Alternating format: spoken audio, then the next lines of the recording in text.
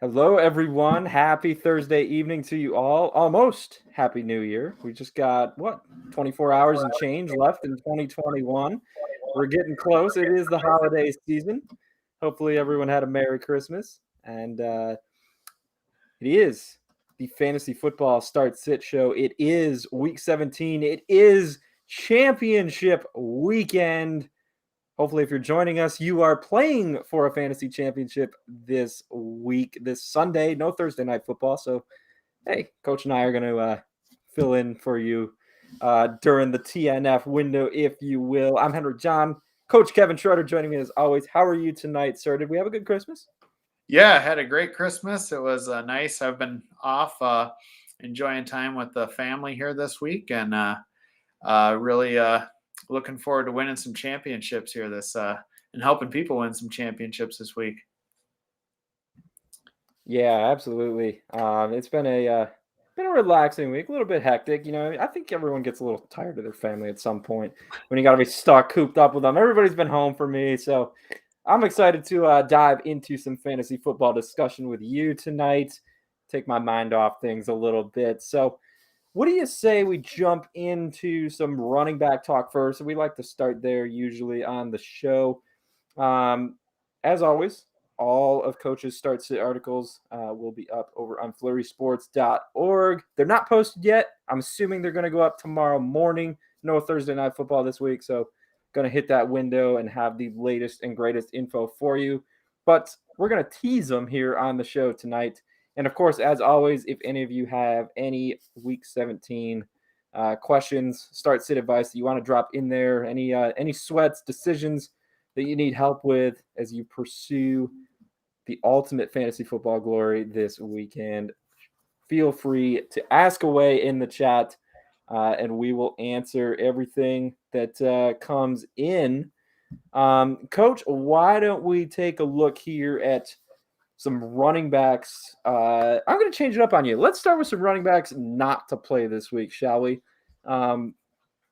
Couple sits in the article, and one of them I find very interesting, especially given his draft capital that most people probably spent on him before the season. A lot of people probably had to endure some time away as this guy was injured for a couple weeks, missed some time. You get all excited to get him back, and boy, oh boy, it's not Saquon Barkley's fault. It is just the dumpster fire that is the New York Giants offense around him. You have him as a sit with fantasy championships on the line. We're sitting Saquon Barkley. Are you sure? And if you are sure, tell us why. Yeah, well, like I mentioned here, it's been brutal for the Giants. Saquon Barkley, and I do poke a little fun at him at first when in the write up here. Generational running back. He hasn't exceeded 64 yards rushing in a game this season. He's only been RB2 or better in 5 games. That's kind of been his a knock on him, is that he's had good games. He's had great games, but he's hit or miss. He's a 50-50 type guy where you can roll him out there. He might pay off for you. In other games, he's just not showing up. This offense has kind of, the wheels have fallen off. They've got 16 points the last couple of weeks here. Mike Glennon, Jake Fromm are the dynamic duo at the helm there. It's just not. Yeah. Let's smell it from here, man. And so my point is, it's a name. If you need someone that's going to get some touches and you're in a dire straits, roll him out there if you need the volume. But odds are, if you're playing this week, you've already moved on. You've already got it. He's probably your third, maybe your fourth running back at this point. I mean, you haven't relied on him this season if you've gotten to this point, and I don't think he's going to deliver a championship for you. That being said, I know running back can get pretty tough when you guys that are sharing. You got some backfields with 3 guys touching the ball. So he is going to get the volume. And so on that note, I mean, he's not a complete stay away, but you probably have a better option. I don't think he's going to have one of his hit weeks this week. Yeah, it's been a while, it feels like, since Barkley had a hit week. I started him in a league. I was in the semifinals last week, and I paid the price dearly. Now, I'm not going to blame Saquon Barkley for me losing. I mean, may or may not have gone up against our fearless leader, Mr. Zach Bruner, and he dropped a nice 214 points on me, Coach. You're in that auction league as well. You made the championship. Good luck with Zach this week. That's all I could say. But Barkley, 3.8 fantasy points last week. He also did not practice on Wednesday. What has he got going on here? Looks like he's questionable status. Yeah, I'm seeing rumors that they may just shut him down out of precaution. I mean, obviously the Giants did that with Daniel Jones already. Coach, he's getting the volume. He's also not on the field a ton. He's been under 60% of the offensive snaps. Barkley's been on the field the last 3 weeks. Last week, just 39%. The Giants are just abysmal. You've got to go elsewhere. Like I let me throw some names at you here. Let me pull up. So I'll do the Fantasy Pros ECR. Get a consensus. So they got Barkley down at RB24. So that is fringe RB2 status in PPR. Couple names around him. Would you rather start Saquon Barkley or A.J. Dillon?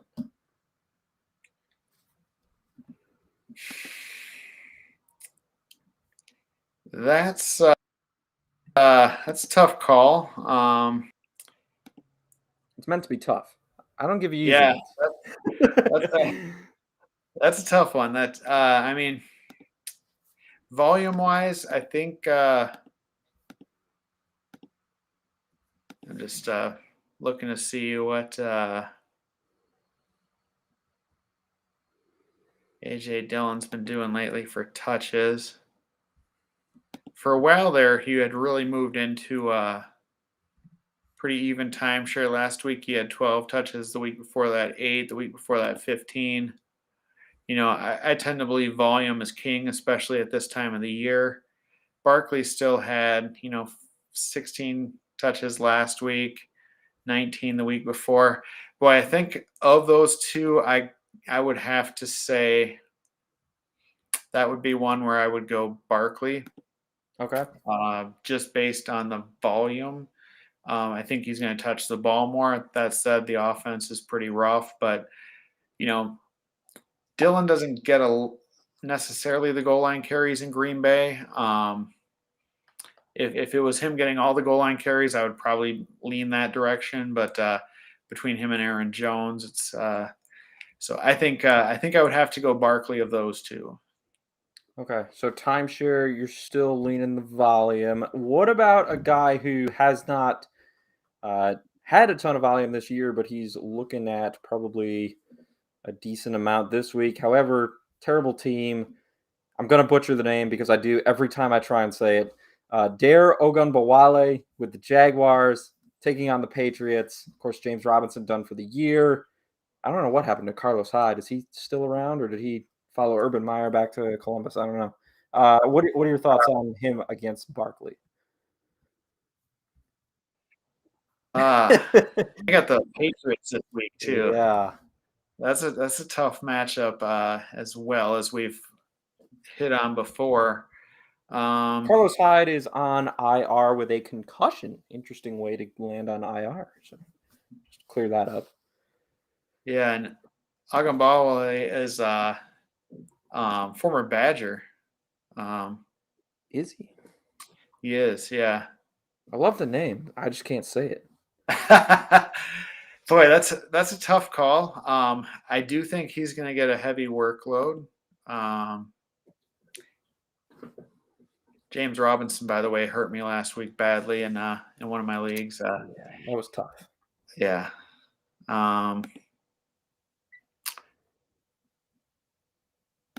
Stands to get some heavy workload here this week. The matchup is pretty tough.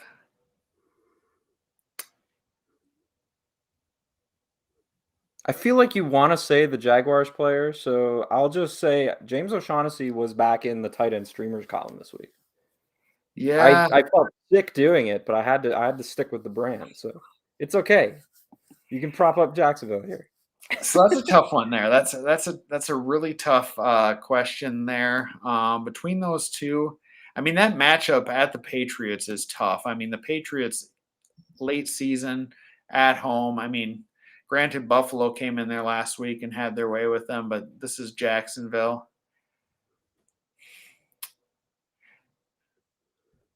I want to say Ogbonwale is who I want to say. I do feel, however, we've talked about it before, where which player is going to be the one that you're kicking yourself over if you get it wrong. Mm-hmm. And I think that might be a case where if you start Ogbonwale and it doesn't work, and Barkley does find the end zone or crack off a long one, you might be kicking yourself on that one. But if you feel like rolling the dice, I think Ogbonwale might be the guy. Okay. I'm gonna blend your two sits. So you're welcome to talk about Deontay Foreman before you answer a head-to-head question, whether you would rather start Foreman or Saquon Barkley. Yes, I'm asking you. You have to start one of your sits. We're teasing coaches, running backs, start sit article. Deontay Foreman's your other sit. They're close though in the ECR. So I'm curious to hear after you tell us why you don't like Foreman, if you'd rather play him or Barkley. So I'm making you work. It's champ week, man. Yeah, yeah. So my problem with Foreman is that he is part of a three-man committee. This matchup is tough. The Dolphins have really been playing some very solid defense as of late. Um, this is Ryan Tannehill's revenge game, so I could see the Titans coming to fight for their quarterback a little bit here this week, and they did show some sparks there with AJ Brown back last week. That offense was showing something. Based on the volume discussion, Foreman last week only had 9 carries. He had 9 carries for 17 yards and a touchdown.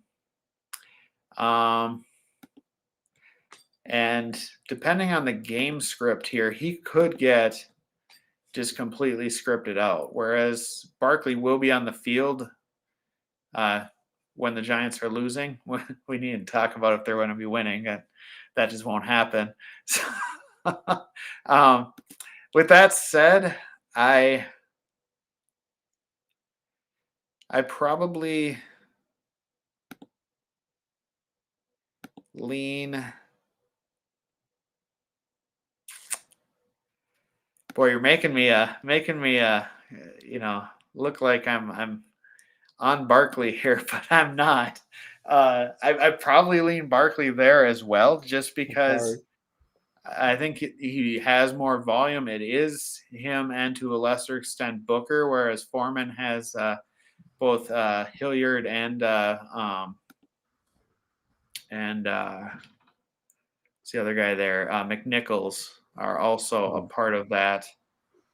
And if they get behind, I think you're probably looking at a safer volume floor for Barkley if so I'd probably go Barkley there. Yeah, I think I am.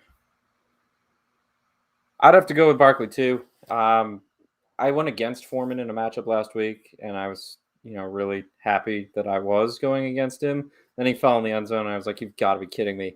So he still gave the guy something. Wound up winning it comfortably, so no worries, we're all good. But like you say, the Titans, you're working with a 3-man backfield there at this point with McNichols coming back, and based on how the backfield was prior to McNichols going down with the concussion, and obviously Derrick Henry going out changed things too. Uh, he's the guy that they want to, I think, feed the most touches. Hilliard's going to mix it on passing downs, and I think Foreman really is kind of a touchdown dependent play. Like you're looking at him as the bruising back down at the goal line, but McNichols can rip off some tough runs. Like you say, though, the Dolphins are, I think, a tougher matchup than people want to give them credit for. They're up to 8th in overall adjusted defensive efficiency, 13th against the run. They're a little better against the pass, but still solid defensive team. I know everyone's saying they haven't played any quarterbacks, but, that's adjusted metrics right there for you. So it's a team on the rise. I think they're better than a lot of people are giving them credit for. I actually may or may not pick the Dolphins to beat Tennessee this week because I still do not think the Titans are that good. 49ers Jimmy Garoppolo gave them that game last week, but I digress. Good discussion there. CC said in the chat, Mahomes got COVID. I am not seeing that anywhere. Coach, I don't know if you have found that anywhere. Like, I've checked Twitter. I've checked Roto World while you were talking. So, CC, I guess if you have a source you want to point us to. But I don't have any updates saying that is true. Of course, if he did, I guess there would still now be a chance that he could play anyway, right? Because now you only have to sit out 5 days, I think, as far as if you test positive, you can come back because they've finally figured out the tests are kind of unreliable. But anyway, I still am not seeing it on no sleeper, no. Yeah, Coach, I guess let me know if you have anything, but I don't know that is accurate. I'm not seeing anything either on that. Yeah, so I think we're good, unless CC knows something that we don't. Let's jump to some positive running backs, shall we? I feel like I wore you down a little bit there with Saquon Barclay talk. Elijah Mitchell, is he going to play? Because my championship team, the one league where I made it, I survived all the injuries. I survived all these guys getting pushed out of their games. Elijah Mitchell, I could really use him playing this week for the Niners. It's a great matchup against the Houston Texans. We know how you can run all over them. Justin Jackson just lit them up last week, and the Chargers didn't even win that game. Chargers just doing Charger things last week, honestly. What can I say? But you like Elijah Mitchell. I'm assuming you expect him to play. The 49ers need to win this game after blowing last week's game against Tennessee. Tell us more about why you are high on the rookie and the former Ragin' Cajun. Well, he's back at practice, so it sounds like he is trending towards playing this week. Texans are terrible against run. They've given up 32.5 fantasy points over the last 4 weeks, second worst in the league. And before Mitchell got hurt, he had 27, 33, and 25 touches in the games prior to that. They want to use him like a workhorse. And so I'm all aboard. I think he's a great play this week. I think he's going to put up borderline RB1 numbers, get him in there if he plays. When I write this article, I'm going with guys that are kind of on the borderline for that RB2 area. And so at that time, sometimes some of these injury or guys that are coming off injuries might be ranked. So sometimes they're kind of like cheating a little bit that I can plug some of these guys in here to the article because I think to me, as long as Elijah Mitchell plays, he's a no-brain start. I mean, you get him in your lineup, right? I think the only thing would be just say you're worried about him, like maybe losing a few touches initially, but the matchup's too nice. And then if Trey Lance is starting too, they're going to want to take a little pressure off him, get that running game going as well. So, yeah, that was the other thing I was going to throw at you. If Trey Lance is playing quarterback, I think the Niners already want to run the football. Whoever's playing quarterback, I think they're just going to run the ball even more with Trey Lance back there because I think we've seen enough already to know that he's not ready to be a passer or carry that burden at the NFL level just yet. And everything I've seen suggests that Garoppolo is going to be out. So Trey Lance might be worth an ad depending on your quarterback situation. We've got the dual threat capability. I do want to come back and talk about him a little more later in the show. May or may not have a scenario myself I'm dealing with. And he is actually in the quarterback article.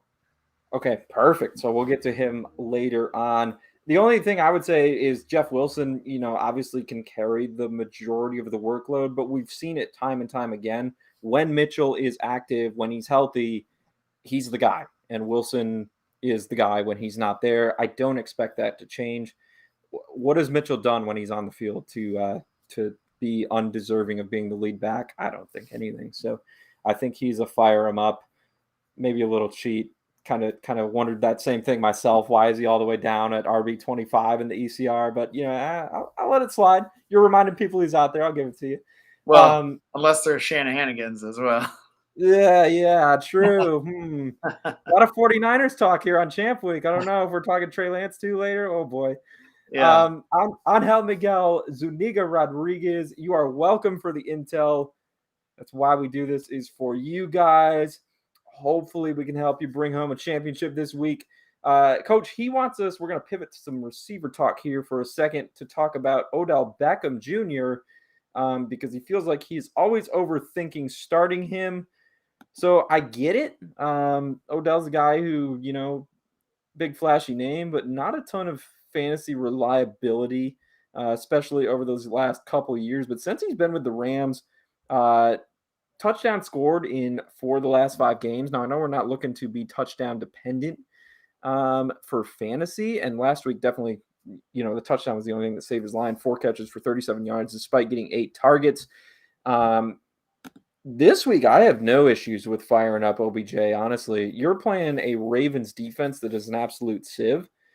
They have got injuries all over, especially in the secondary. Down, what is it now? Their top 3 cornerbacks, I'm pretty sure. So, we know like that Matthew Stafford likes to throw it around the yard.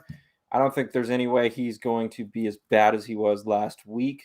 So I think Beckham's just fine. If not, he's a guy I could easily see exceeding projections this week, especially if Baltimore tries to key in on Cooper Kupp.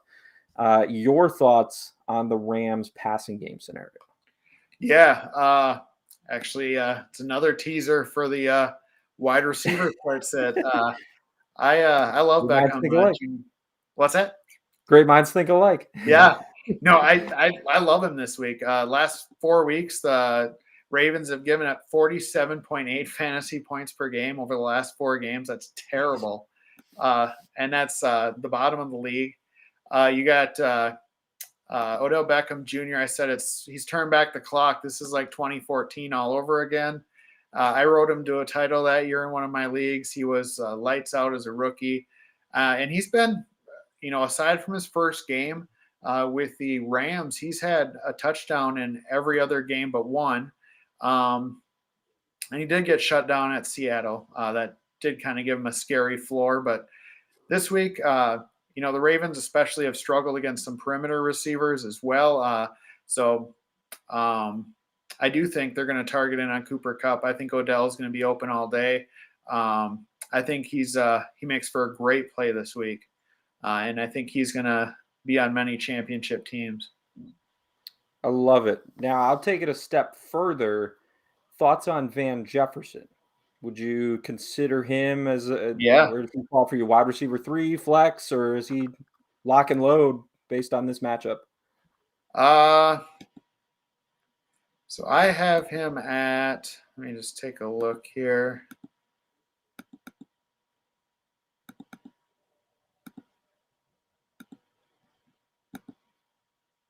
I have him at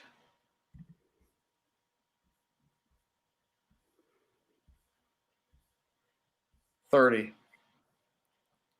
Okay. So I'd say he's a nice, safe wide receiver 3.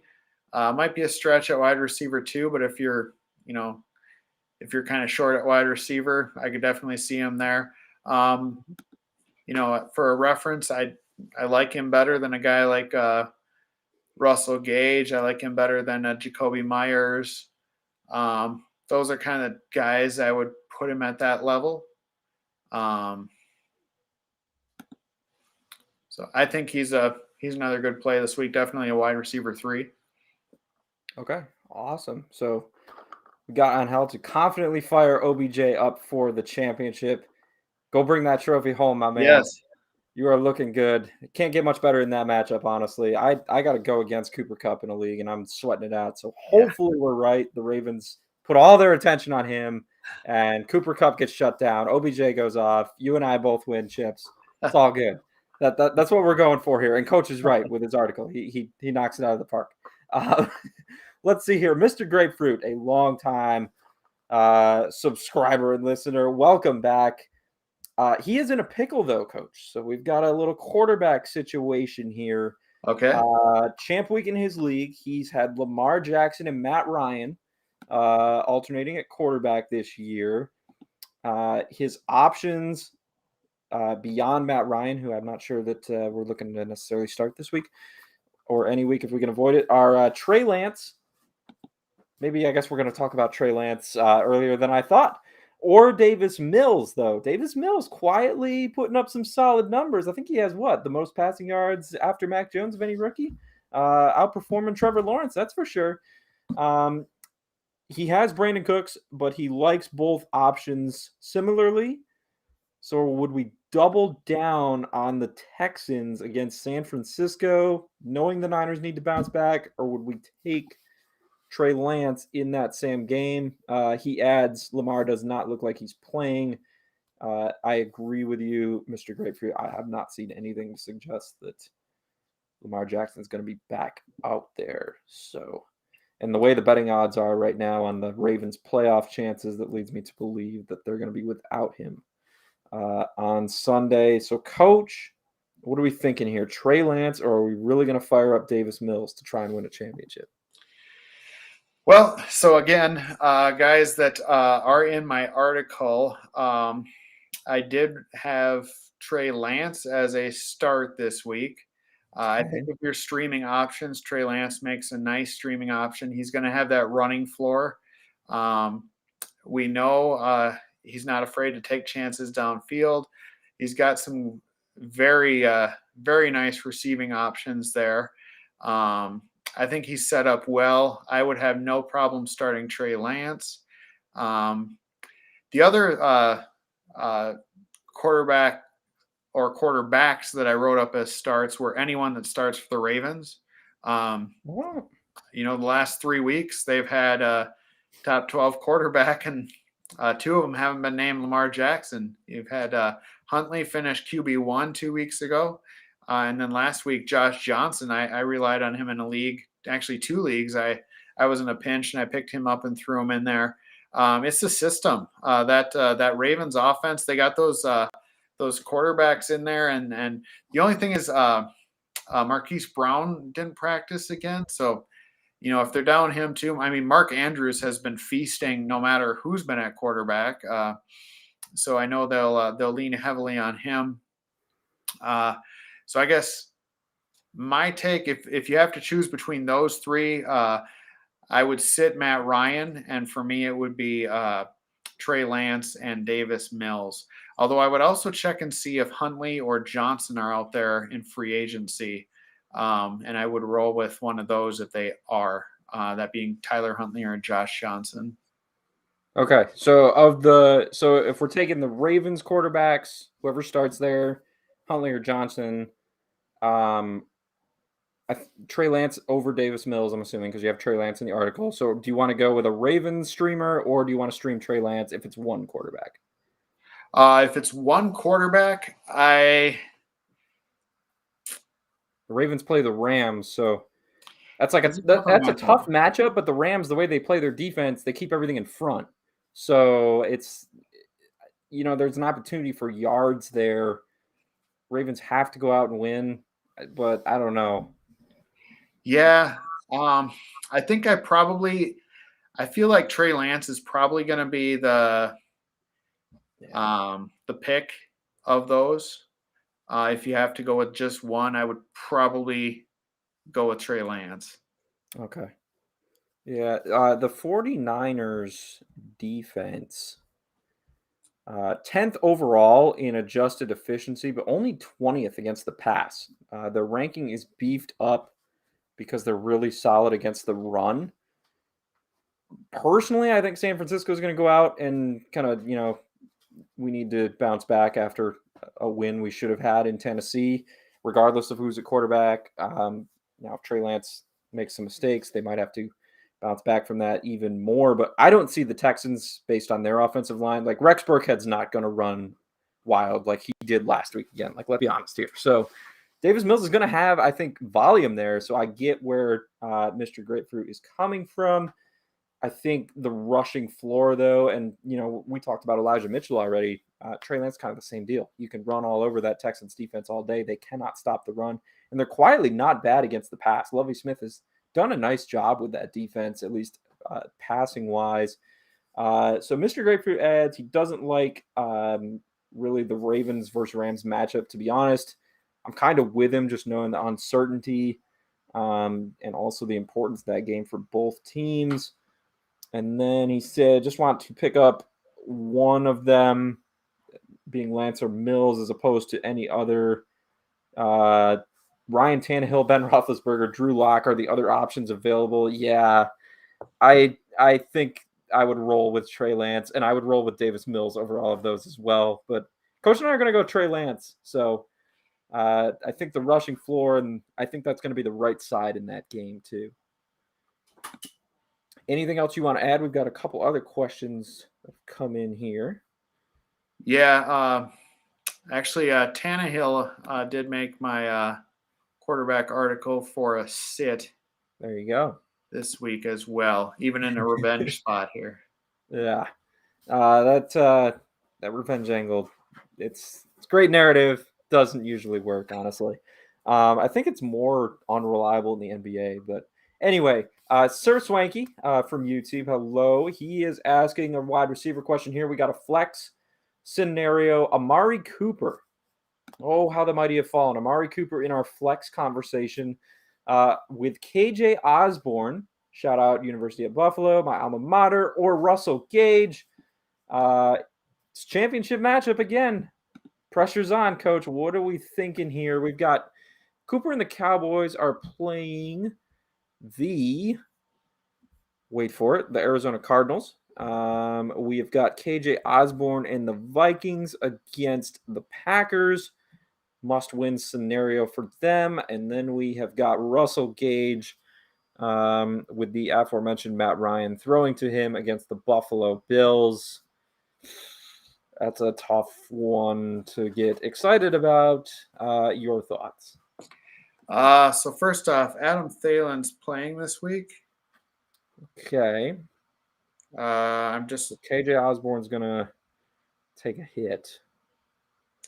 I'm just checking to see what the latest is on Thielen.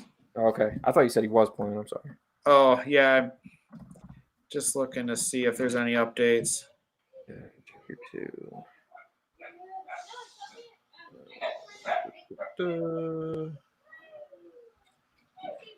I have him undergoing season-ending ankle surgery 2 days ago. Okay, so then that would answer that question. There goes that.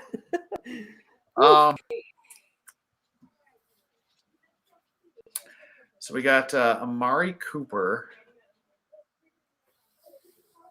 KJ Osborne, and what's the other option? Russell Gage. So Russell Gage made my article for a sit. Okay. I don't like that matchup in Buffalo.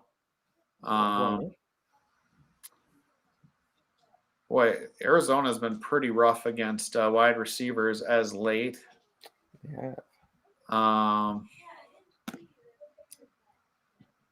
Though Osborne with Thielen out has played pretty well.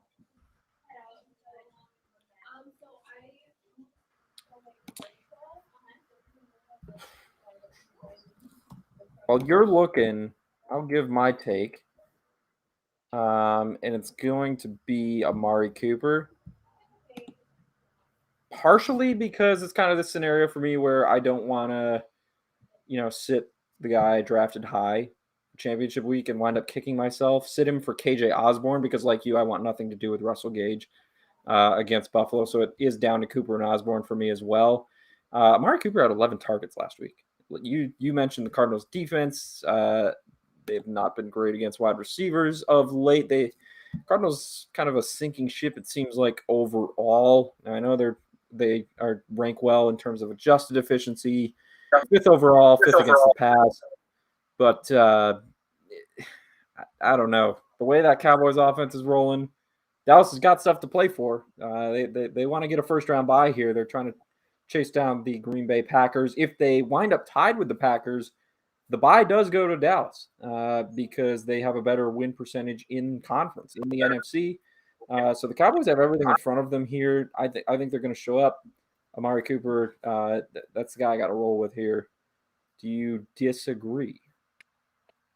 Yeah, so I just pulled up fantasy points allowed over the last 4 weeks, and Arizona's given up 46.73, right behind the Ravens. The other thing, too, you got the squeakle narrative with Cooper. He said he should get more third down and red zone targets before last week, and then promptly was given them. And they put up their best offensive showing all year. So I would think Mike McCarthy, being the wise man that he is, would continue to. That's a good one. That is a good one. No, for me, it's Cooper too. Year. I think that's one too, where if you start Osborne and it doesn't work out and Cooper goes off, I think you're kicking yourself. Whereas you start Cooper and Osborne's the one that goes off. I think Cooper's got some good things working for him. The Packers defense with Alexander back has been tougher against wide receivers. And so for me, it's Cooper. Yeah, the other thing I would throw out there on KJ Osborne, so going back to that Thursday night game against Detroit, he had 9 targets, but it wasn't until he caught that long touchdown towards the end that he really did anything in fantasy. He only caught 3 of them, and the majority of his 83 yards came on that, what was it, like a 60-yard touchdown or so. Last week, 7 targets, 5 of them caught. You take away the touchdown, you're looking at 11 fantasy points. Also, the other thing I would throw out here, Sir Schwanke asked the question as far as a flex goes. So that tells me you've got 2 other receivers that you're confidently firing up as a 1 and a 2. If I'm throwing Amari Cooper in there as a flex, I'm feeling pretty good. I don't think it's worth, and I don't know your matchup, obviously, and I won't make you type it all out for us here, but if you see where I'm coming from, like I don't know that I feel the need to push the issue and start KJ Osborne when Amari Cooper's coming off a game in which he just saw 11 targets as far as a flex goes. So, and he said Amon-Ra St. Brown and Deontay Johnson. So yeah, if you're starting those 2 and you've got Cooper in there as well, I'm feeling pretty good about my receiver trio. Yeah, those 2 have locked in target volume. I think you're, Cooper's got nice upside. I like Cooper this week. Actually, and Cooper was under consideration as a guy I did think about writing up as a start this week as well. So he was kind of right on that radar too at the ranking where he's at. So he is going up. The receivers he's going up against, he added those: A.J. Brown, Deebo Samuel, Jalen Waddle. I like the latter 2. However, I think Deebo's value might be capped with Trey Lance playing this week, is how it's trending. A.J. Brown, I'm not sure. I don't know. I'm a believer in the Dolphins. What can I say? I know Coach is not high on Ryan Tannehill, so any major leans on A.J. Brown? I definitely don't think he's going off like last week. Sir Swanky added, yes, he thinks it'll be always got to start your studs. Don't always have to, but I think in this scenario, you're looking just fine. Yeah, I agree. As far as A.J. Brown this week, I mean, it's kind of been his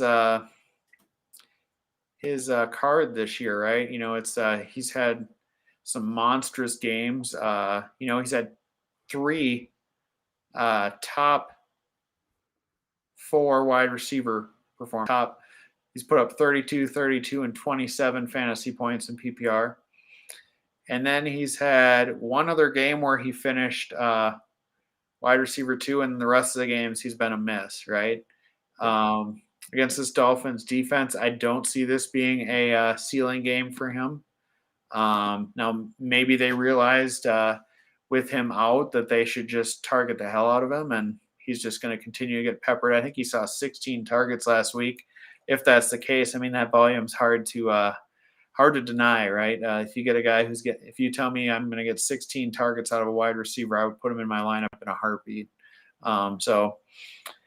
But he's definitely been riding a roller coaster this year. So again, though, the numbers I'll throw at you: the 49ers adjusted pass defense 20th in DVOA. The Dolphins are 6th against the pass. So, that's the way you beat the Niners, is through the air. Dolphins, it's not so easy. I'm kind of down on him, honestly. Hopefully, we eased your nerves. Hopefully, bring home that trophy, Sir Swanky. You got this. Marcos Valdez, thank you for being patient. So we have got a couple of questions here, it looks like, Coach. We're in a half PPR league. So note that off the top here. We've got a flex and a couple wide receivers: T. Higgins, Antonio Brown, Keenan Allen, Amon-Ra St. Brown. So we need to start 2 of those wide receivers. We also need a flex. So we have those 4 receivers to choose from. We need to start 2. We can start a third for a flex. And running back flex considerations: Ronald Jones, Sony Michel. And I can obviously read those back if you need. Any initial leans? I don't know how you turn away from St. Brown, given the role he's on. I also don't know how you turn away from Antonio Brown, given the state of the Bucs offense around him. I think those are my 2 initial leans without looking at any numbers for the receivers. Keenan Allen, obviously, that's another guy I think that you would typically want to throw out there. However, that's kind of a tough matchup against the Broncos. I don't know. I'll have to look more on him. Coach, you got anything off the top? I'm trying to start with the receivers, and then we can work into the flex here. Wow, that's some nice depth. Yeah. Those are some good decisions to have to make. That means those guys are not playing for your opponents. You've almost got too much depth, though, right? Yeah, boy, those are tough choices. I feel like whatever you do here, you're going to leave some valuable points on the bench. Okay, so how many wide receivers can we start? We can start up to 3. We need to start 2 specific wide receivers. The third would be a flex. And then we've got the 2 running backs that we can potentially start as flex too. Okay, so wide receiver first.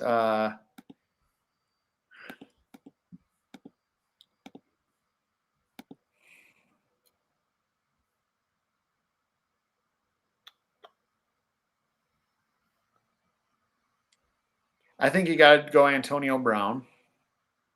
Yeah, I think he's my top play out of all of those. the Jets are sorry. Let's be real. Yeah, at the Jets, he's the number 1 in that offense now.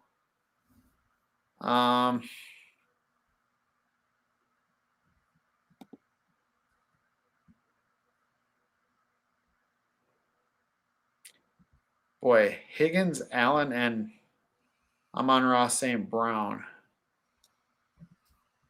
Higgins has been on a tear as well. Well, he had a huge game last week. He was quiet the week before. Kansas City, that game could turn into a shootout as long as Mahomes doesn't have COVID. If CC doesn't have the inside scoop there for us. Yeah. I feel like somebody was pulling our leg, but I don't know. Yeah. I haven't seen anything on that. And so unless he's in Kansas City and working at the clinic. Boy. I actually think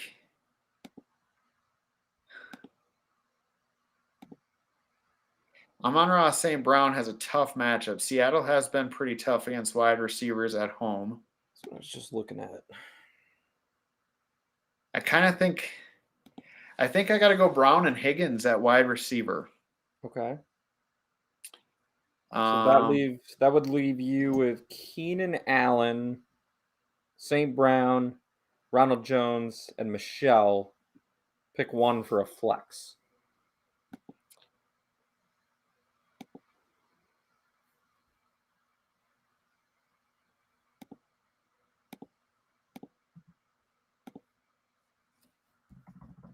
And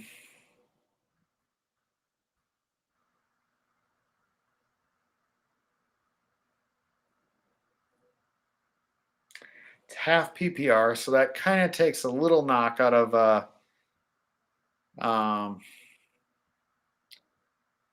gives a slight boost to your running backs, I suppose. Boy, it's tough to bench Ronald Jones this week against the Jets. That's a tough call, but I think I have to go Higgins, Brown, Ronald Jones. And that's Antonio Brown.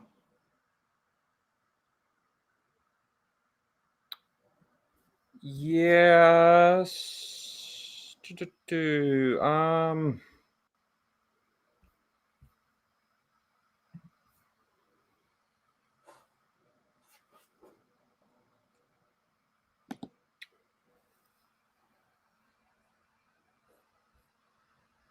God, I could make a case to start both Ronald Jones and Sony Michel if I was able to. Everything I'm seeing, the Rams are going to lean on Michel pretty hard. Now, obviously, Darrell Henderson's out of the picture. Cam Akers is supposedly coming back. Who knows what Jake Funk's role will be. But the way to beat the Ravens right now in that depleted secondary is through the air. We talked about that a little bit already with looking at Odell Beckham there for the question previously. So, Jones, I'm going to go with him. Like you say, the matchup doesn't get much better against the Jets. So he would be my flex for sure. Antonio Brown, you got to fire him up against the Jets again. And boy, I'm trying to find a reason to disagree with you. Just for conversation's sake.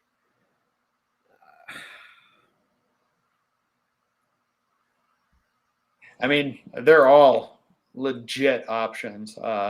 Yeah. It's tough to bench any of these guys. And I'm with you on St. Brown. I like him a lot too this week, but I think I like Higgins and Antonio Brown more.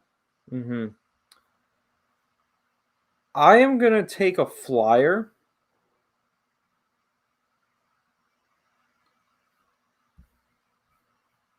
I'm going to abandon St. Brown.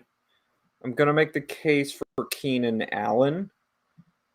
Obviously, the Chargers have to win this game. I don't anticipate them being able to run the ball all that effectively against the Broncos. Now I know the linebacking unit has had its issues during the course of the season, but they're healthier now. And I don't know if I want to sit Allen with a championship on the line just yet, do I? There's so many mouths to feed in Cincinnati. That's true. That makes me concerned about Higgins a little bit. And as much as I agree with you, I could see that game becoming a shootout. I could also see it being surprisingly low scoring. The Chiefs defense is legit. They have turned things around. The Bengals defense is better than a lot of people realize. Trey Hendrickson has made all the difference for them. Top 5 in the league in sacks. He had another one last week. He's had at least half a sack in every game except one, I think it is this year, or something ridiculous. So I'm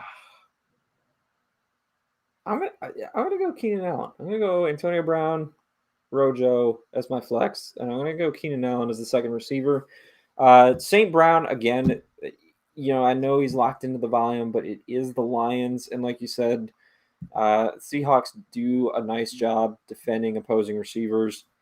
So there's enough there for me to be slightly hesitant Sony Michel, I like it, but you can't beat a running back against the Jets.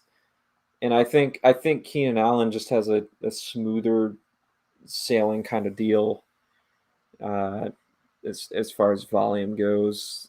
Sure, volume. With Higgins going off these last few weeks, it wouldn't surprise me if the Chiefs key in on him a little bit. But that is tough. So,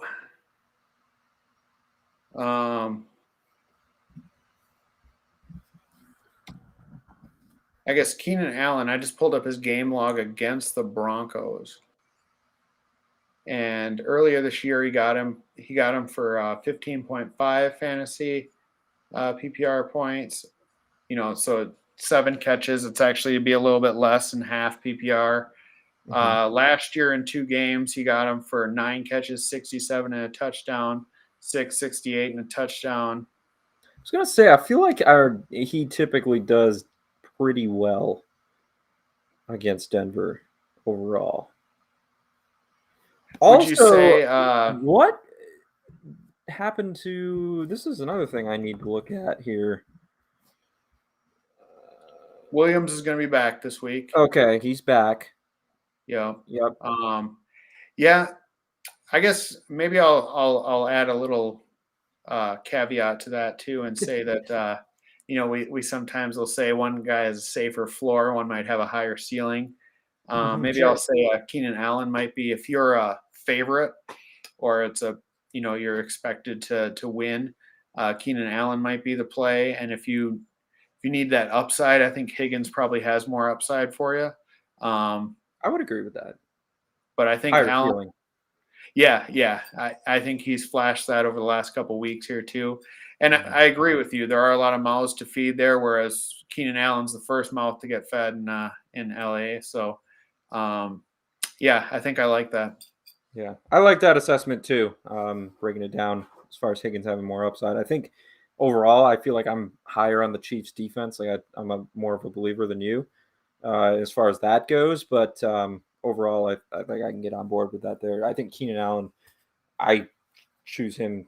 I tend to choose, I feel like, the safer play when I'm doing like breakdowns. But if you need the upside, I think Higgins overall has a bit of a higher ceiling there for sure. But that's a good quandary to have there, Marcos. So hopefully you're in a good position either way. He did ask one defensive question too. I missed this initially.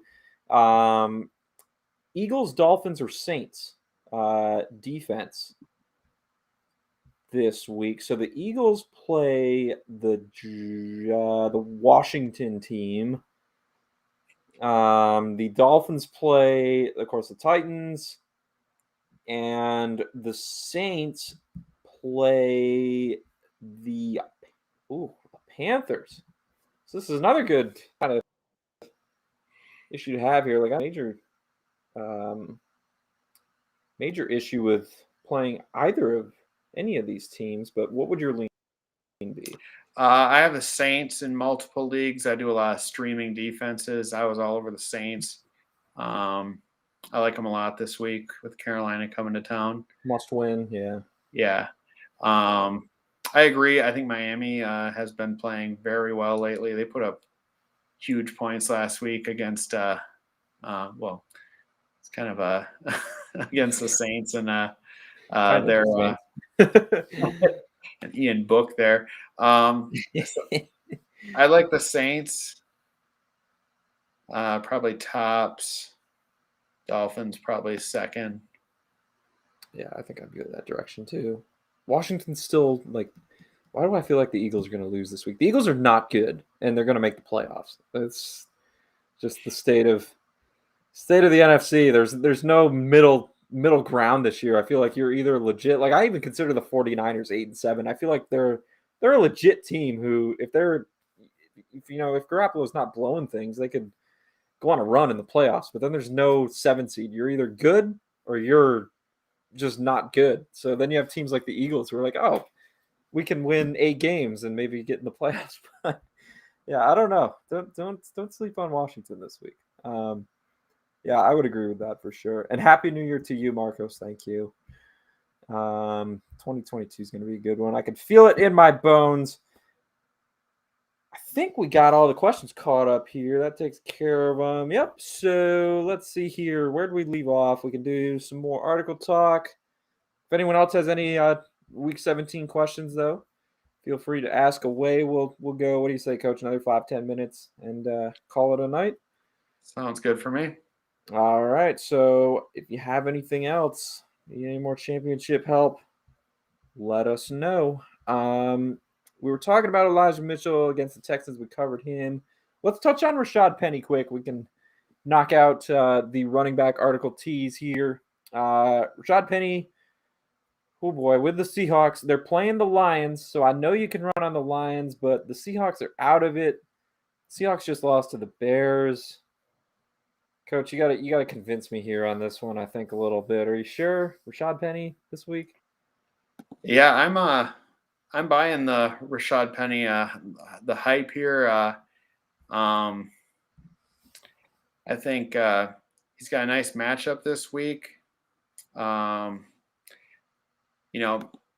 say if I'm Seattle, playing out the string here, why not feed him the ball? Why not see if he's the real deal, right? He's going to be a free agent. He hasn't been able to stay healthy, and I'd say he's set for a prime week. He's going to get his lion's share of the carries. He had 17 touches last week, did well. So in two of the last 3 games, he's done really well. The one game he didn't was a tough matchup against the Rams. But this sets up to be a nice matchup. I like him. I sure as heck would be starting him over a guy like Saquon Barclay. He's going to get the volume this week. The matchup's nice. I think he's a pretty locked in RB2 this week. Okay. Convince me. I like volume plays. I would start him over Saquon Barkley as well. I'd rather start Seahawks than Giants at this point. I've jumped over to your wide receivers article here. Again, these will be up flurrysports.org. They'll be going up tomorrow. So check out all Coach's work there in written form. You can get the full analysis version. We're just teasing them here on tonight. Why interesting start, Coach? Christian Kirk with the Cardinals against the Cowboys. Of course, Arizona doesn't have Andre Hopkins anymore, but Kyler Murray is it's been kind of rough here lately for him and that offense in general. I think people are starting to realize Cliff Kingsbury doesn't exactly know what he's doing, and the Cardinals just aren't that good. But you like Kirk for championship week in fantasy. Tell us why. It's Cardinals Cowboys. This is the highest over-under of the week, 51.5. I think this game has the potential to be a nice high-scoring affair. We talked about Amari Cooper, like him. And since Hopkins went down, Kirk has stepped into the number 1 role here. He's the most targeted wide receiver, although Zach Ertz has been really a true beneficiary of the target volume. But I think this shapes up to be a high-scoring affair, and I think Christian Kirk offers a safe fantasy floor here for you this week as a wide receiver too. He's got some upside. I don't think he's going to hurt you if you put him in there. He should be safe as far as the number of targets he's getting. I think he had 12 and 9 targets the last 2 weeks since Hopkins has been out. So I think I want Kirk. I want Ertz in my lineup this week. I want my Cowboys receivers. And even if you need a third wide receiver, I think Michael Gallup makes a decent play this week as well there. So I think there's going to be some fantasy games decided in this matchup here. Yeah, I could get on board with that. To your point, double-digit PPR points for Kirk the last 3 weeks. 6, 12, and 9 targets, 3, 9, and 7 receptions. Actually, the wide receiver 24 on the season in PPR overall. That is interesting. Only rostered in 62% of sleeper leagues. So if you're playing on there, there's possibly a chance that he's available for you to pick up and add if you need an extra hand at wide receiver for your title matchup. let me throw a name or two at you here, Coach. Would you start Christian Kirk or Christian Kirk or Brandon Cooks this week? We did a little Davis Mills, Texans, Niners talk earlier. What are you thinking there? Brandon Cooks or Christian Kirk?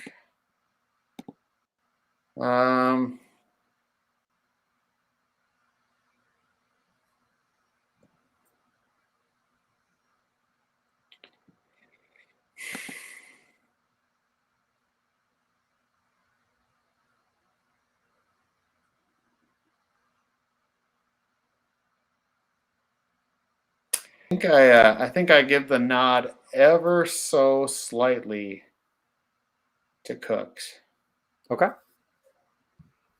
All right. I think I would go that direction too, but I'm on the record as saying I'm a bit biased as a Brandon Cooks fanboy. What about Devonta Smith?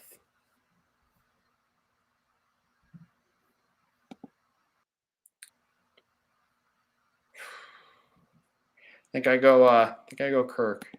Okay. Christian Kirk or DJ Moore? Although I will say Devonta Smith probably has the higher ceiling of those two. I think there's a possibility of him catching a long one just because there is that possibility with him. He's a game breaker. Sure. But I think Kirk's definitely safer, and I'd feel more comfortable with him in my championship lineup. Mm-hmm. What was the next one?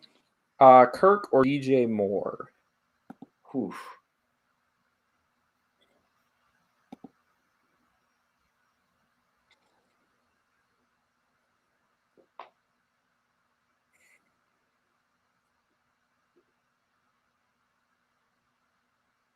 Boy, DJ Moore has been getting it done as far as somehow double digits.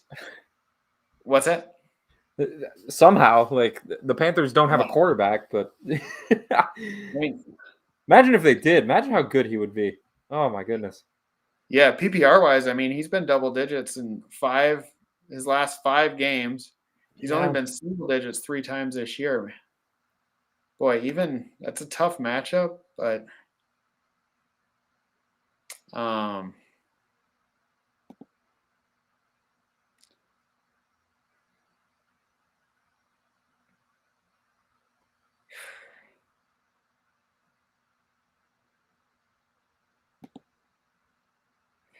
boy, that is a tough call there. I think I gotta go Kirk, I think, just based on quarterback. And that being a tough matchup in New Orleans. I would probably have to dig a little bit deeper and see kind of what the game logs would look like. Mm-hmm. With the divisional games, I like to kind of do that, see, if a player's historically done well. And since that is a divisional game, I would probably, if DJ Moore traditionally does well against the Saints, like he has a streak against them, I'd be swayed. I think just off the top, I would go Kirk just based on better quarterback play. Yeah, that was my thought process there, for sure. Just, I can rely on a quarterback in Arizona who is at least decent, I guess, because I'm not a big Kyler Murray fan, but he's better than whatever Carolina's thrown out there, whether it's Darnold, Newton, or who knows. Those were tough because so I did it based on ECR again. They have Kirk at wide receiver 22 in PPR, Moore's 23, Cook's 24, Devonta Smith 26. So there's they were all bunched right in there together. So that's good stuff. And I think I would go Kirk over. I got to stick with Brandon Cooks, but that's just me. Let's see here. We talked about Odell already. We talked about Gage. Didn't dive too deep into him, but I'll save the deep analysis. People can read it in your column. Obviously, a tough matchup, though, against the Bills for sure with Atlanta there. You also sitting, though, this is an interesting one. Terry McLaurin with Washington against the Eagles. probably going to be drawing a little bit of Darius Slay, I would imagine, this week. Washington hasn't won since December 5th. It seems like just yesterday that we were talking about them breathing right down the necks of the Cowboys in the division, and now they're probably not even going to make the playoffs as a wild card. I mentioned earlier, I think Washington might have some sneaky value, though, if you're trying to pick a winner in this matchup. So if we're sitting Terry McLaurin, A, why? And B, do you adamantly disagree with me on that game take? So as far as McLaurin, I mean, he's been really hit or miss this year, and he hasn't had double-digit fantasy points in his last 5 weeks. He got blanked by the Cowboys 3 weeks ago. He hasn't had 7 targets in any of those games. A couple weeks ago, they played the Eagles, and he had 2 catches for 51 yards. I can't play Terry McLaurin this week. If I'm playing in my championship game, I can't start him. I got to find something else that I can roll out there that's got a better floor. As far as your take, where's the game at? Is it in Washington? I think it's in Washington. Boy, Washington Yes. got their butts whooped by the Cowboys last week.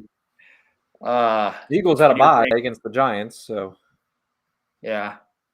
And you're saying Cowboys, or you're saying football team to win straight up? Sure, why not? I think it's a close game. Like I don't think the Eagles are a lock to win, but for kicks, let's say, yeah, I'm picking the team to win.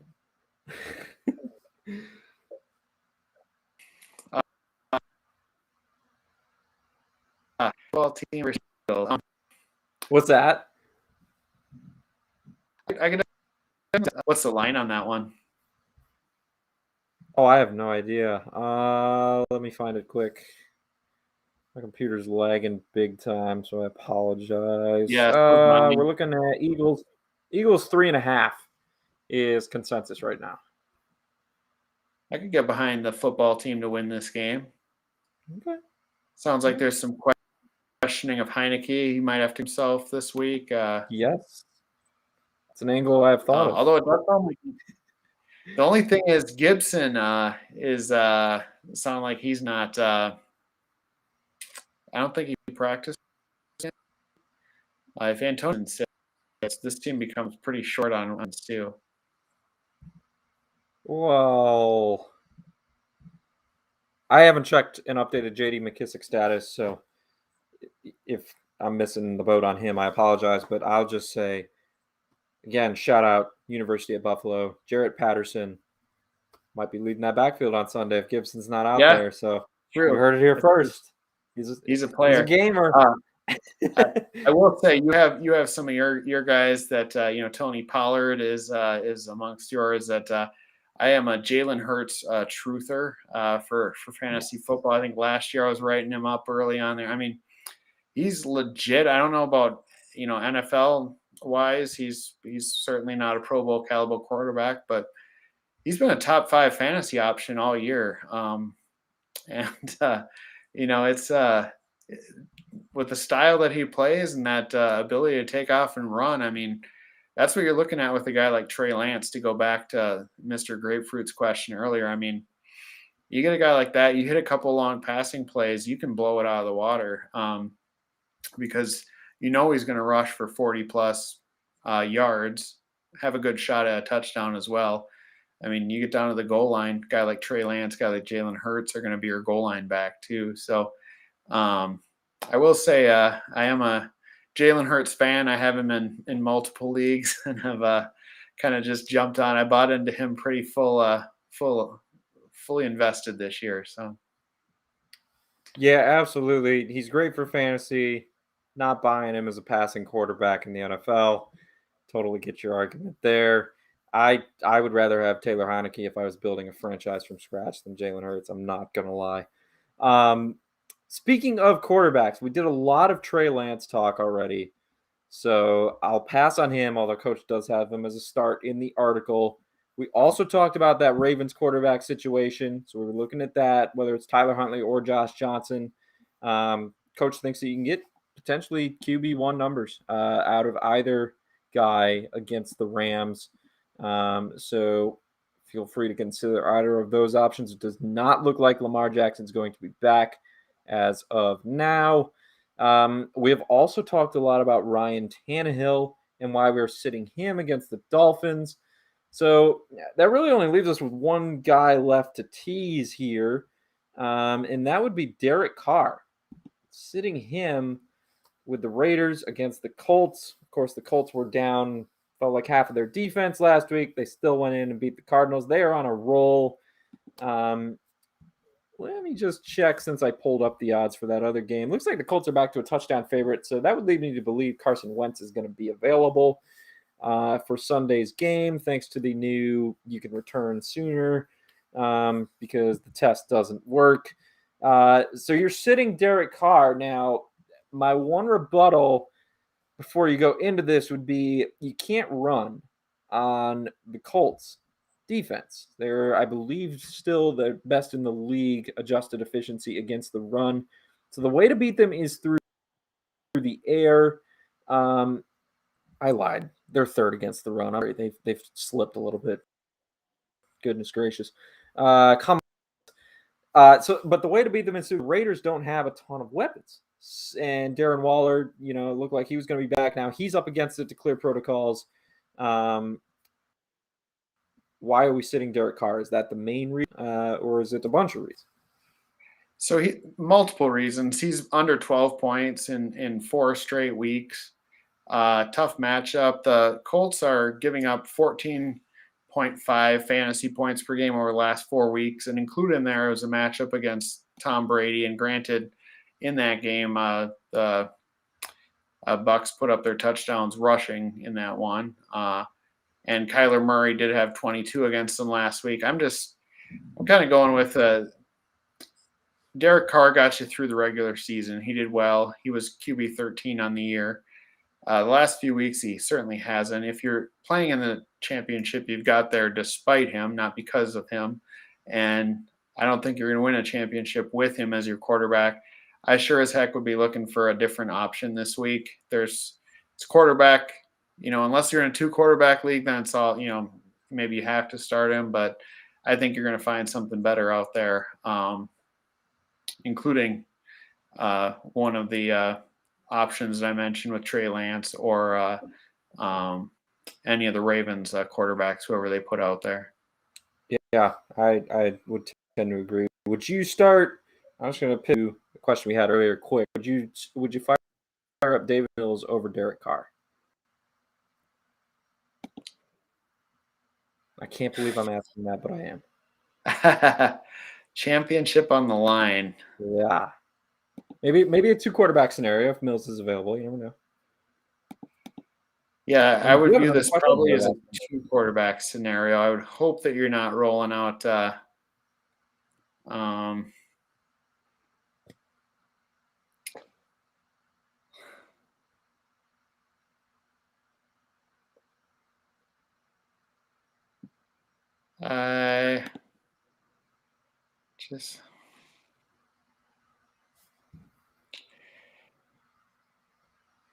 that's a tough call. I probably would lean.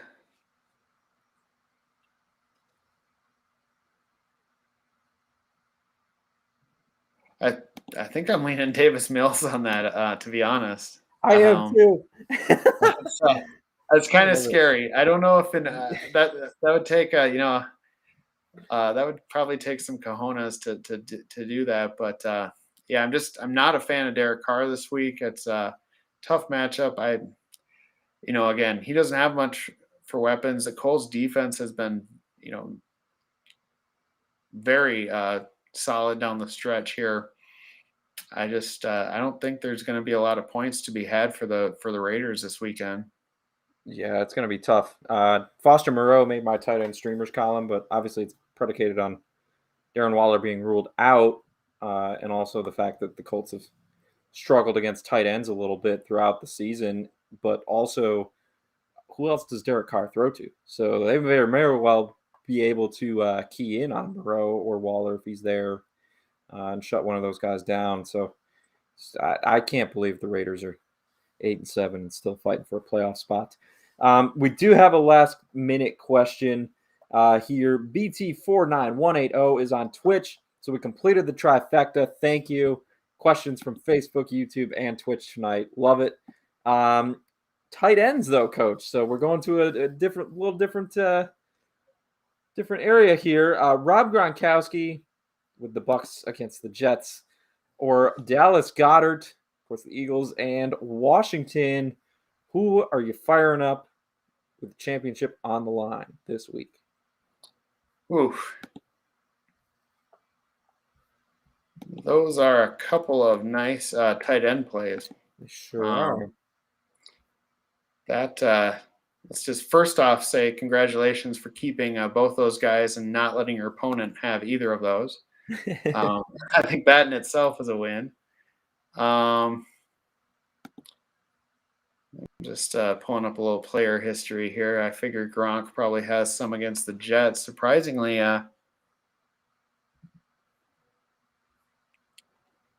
he's done well. Not surprisingly, I guess, done well against the Jets over the years. Thanks, Coach. Appreciate it. Don't need to remind me.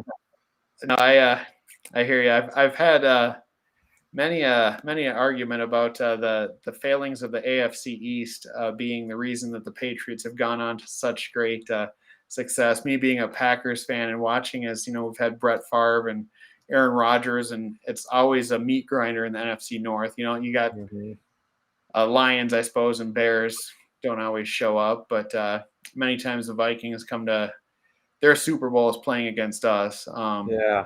This year's kind of an anomaly where you've got it clinched with 5 weeks to go, right? Yeah. But I mean, most years it's the Patriots are rolling through the division. Back in the day, it was 8-0, and then they go 3-3 in their other games, and boom, they're number one seed. That's a tough call. Goddard's last couple of games against the football team, he has done well.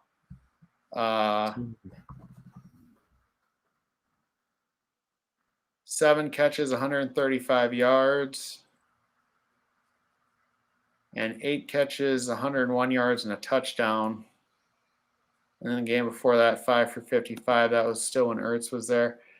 But it's tough. Gronk's been kind of quiet the last couple weeks, but that doesn't mean he couldn't blow up this week. So I pulled up Goddard's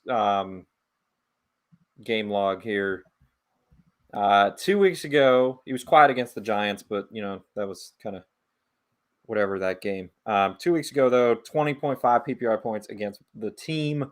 They had a bye in between, but the week before the bye, so this would have been 4 weeks ago now. Yes, week 13, 28.5 PPR points against the Jets. 6 targets, 6 catches, 100 yards, 2 touchdowns. Now, he didn't have any scores against Washington. He had more yardage and more targets, but I don't know. That kind of Jets dead last in adjusted pass defensive efficiency. They allow more points on average to the tight end position by we're looking at 14.46 PPR points allowed per game for the Jets, 13.11 for the team. I don't know if we were so confident about AB and Rojo. I think for me, I've got to stick with that Buccaneers deal because realistically, all of them could honestly go off this week. Yeah, I think here's the other thing. I'll just throw this out there for thought. Gronk is the number 2 in Tampa Bay. Number 2 target at this point. Goddard is the number 1 in Philadelphia. True. Yep. So I will throw that in the mix as well. It's a tough call. I mean, this is one where either way, either of these guys could go off and leave you kicking yourself.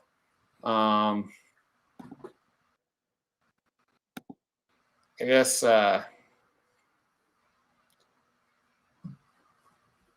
championship game. Who do you trust more to get the ball to your guy? Do you trust Tom Brady or Jalen Hurts? That would be Tom Brady. Even though God, it's the number one guy there. That's the other factor I'm thinking of is Jalen Hurts. ECR has Gronk at 4, Goddard at 5. That's how we're splitting hairs here. I mean, come on. Yeah, it's tough. To me, this is a coin flip type where you can be danged if you do, damned if you don't of these two. I think for me, it's Gronk by the slimmest of margins, just because I think he's a little bit more likely to really make you kick yourself. He could have that 2-touchdown game here. And I don't know if Goddard gets there, but he is the number one option for the Eagles. But I think I go Gronk. Yeah, I gotta go Gronk too. But he and Brady are gonna have a little reunion against the Jets, and all will be well for them at MetLife Stadium this week. I will not watch that game. Part of me almost doesn't feel like a Jets fan anymore, honestly. It's gotten so bad. And like doing all this content and, talking around the rest of the league and stuff, like I'm just like, okay, NFL, let's go. But it's really tough. I'll just say that. So hopefully we helped you, BT, go win that title. Coach, wow, we're at an hour 20. I think tonight here we got tons of questions again. So that's good. A lot of people are in championship games this week. That means hopefully we've helped you out. Hopefully all the other Flurry Sports streams and articles throughout the year have helped you out as well. Now it's time to bring home the gold. You got anything else? Obviously your articles will be up, flurrysports.org tomorrow.